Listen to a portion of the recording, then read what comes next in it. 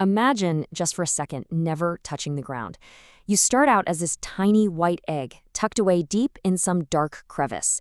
Your parents actually glued this makeshift nest to a wall using their own saliva, locking you and one other egg into this little cup of straw and feathers. After hours of just blindly tapping away at that shell, you're out.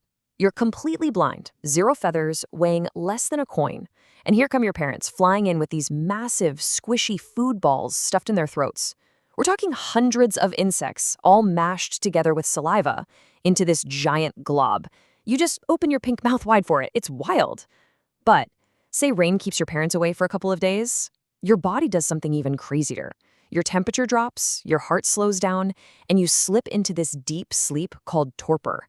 It's exactly like hitting a deep snooze button on your own biology to just wait out the storm in the dark. Fast forward to 3 weeks old, and you start doing these intense wing press-ups. You literally push down on your wings to lift your whole body up, getting those muscles totally shredded. Then the day finally comes. You crawl to the edge of that nest cup, and you just fall. You drop right into the open air until your wings catch the wind, and boom, you're flying. The ground down there looks totally strange and incredibly dangerous. And the crazy part? You won't touch it again for years. As night falls over the city streets below, you just chill up in the sky. You glide upward on warm air currents alongside a bunch of other swifts, navigating the dark together. Up here, you figure out how to catch flies with your mouth wide open, and you scoop water right out of ponds on the move without ever stopping. The air itself has become your only home.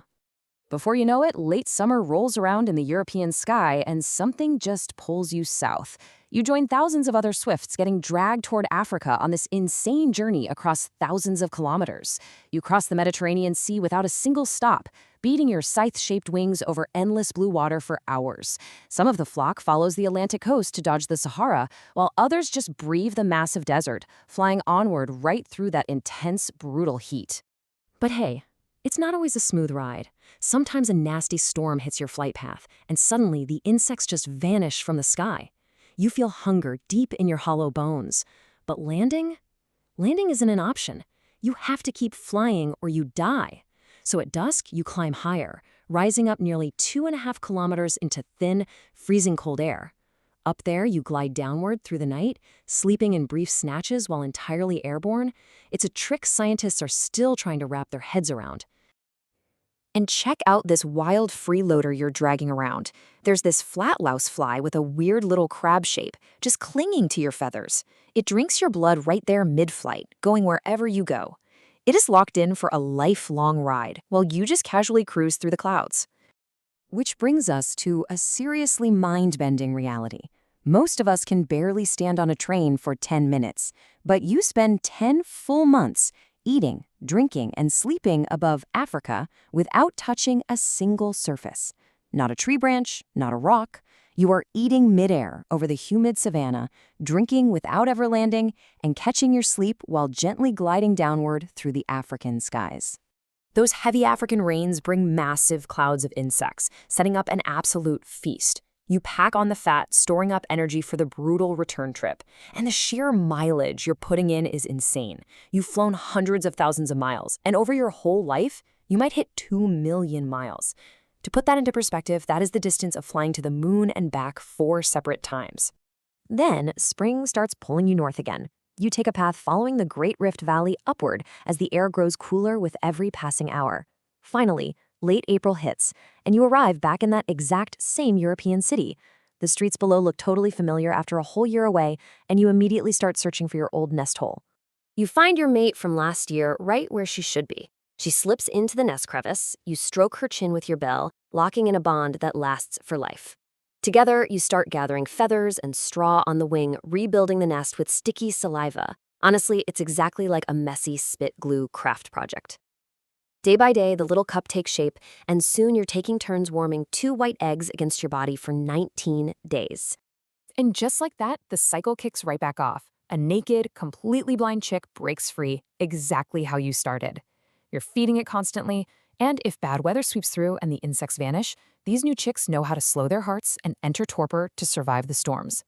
Before you know it, they're 3 weeks old, pushing against the nest floor, doing their own wing press-ups to get ready for the sky.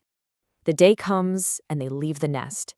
You just watch them vanish into the screaming flock up there, knowing they're going to stay airborne for 2 full years before their feet ever touch anything again. Down below, evening settles into the warm city. 20 swifts gather high above the rooftops, screaming in these wild high and low voices, echoing out the sound that means summer has officially arrived. Let's appreciate the pure speed here for a minute. Your wings fold back into a crescent shape and you dive through the air at 111 kilometers per hour. Nothing on Earth can catch you.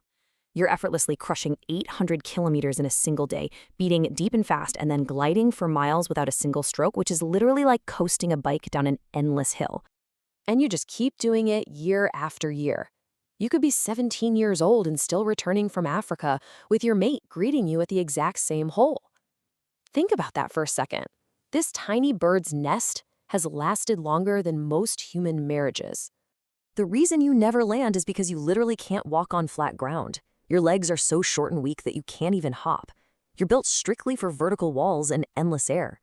When you need to drink, you just skim the surface of a lake, letting your lower beak slice the water at full speed without breaking stride. You even lock bodies to mate with your partner in midair for a few seconds before separating to hunt again. Way back in the day, your ancestors nested in trees and natural cliffs. But as time went on, things changed.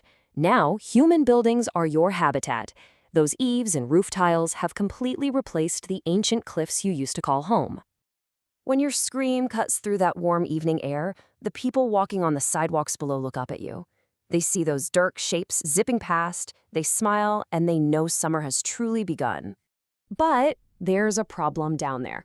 Old buildings are being torn down, gaps are getting sealed with fresh mortar, and eaves are closed up with new plastic, making your nest hole vanish into smooth, impossible concrete.